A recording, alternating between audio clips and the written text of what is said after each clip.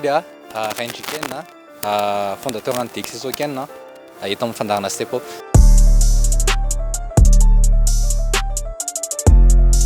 Ny DXS Hoken communauté reo anankiray anapratiquant ny atao hoe Hoken, dia le Hoken zany en général dérivé amin'ny atin'ny boky atao hoe Peaceful Warrior izay niforon'ny Dan Millman.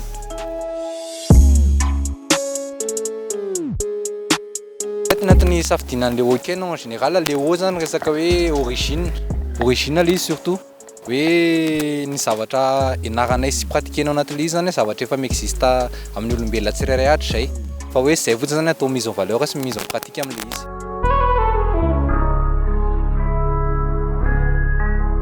Ny Hoken en général efa tamin'ny 2016 niforona dia za zany namorona anazy en général fa le izy tamin'izay 2016 zay mbola hoe en tant que za fotsiny tona anazy nanomboka tamin'ny année 2019 iny vao nanomboka nisandratra hoe izaran'le izy kokoa tamin'ny ankizy zany dia nanomboka teo amin'izay se développer mot à mot zay ao anivon'ny resaka danse urbaine surtout.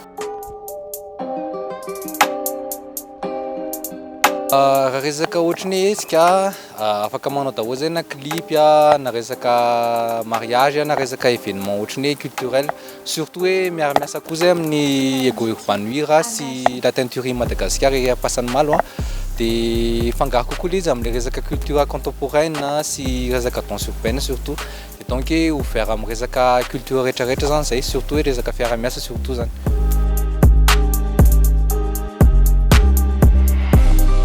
Ny numéro zahoananay 032 26 374 31 dia afaka mandalo koa ianao amin'ny pagenay DXS Hoken ao amin'ny Facebook sy Instagram dia mbola misy comptenay koa sur YouTube misy hoe DXS Hoken dia amin'izay ianao afaka mahita karazana événement organisé toy ny hoe Congolais Ken na ny Congolais rond S. Des yeux, des poumons, un pancréas. Hey, call me Jude. Tellement de nourriture et si peu de temps. Je m'appelle Venom. Et toi, tu es à moi.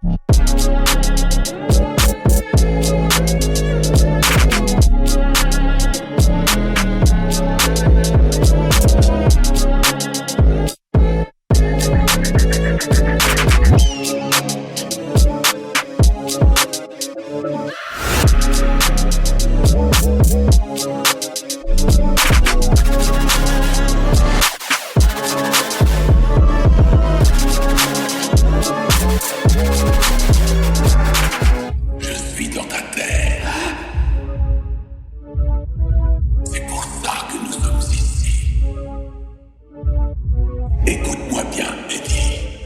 Je devais faire le plein. Vous ne nous avez pas trouvés. C'est nous qui vous avons trouvés.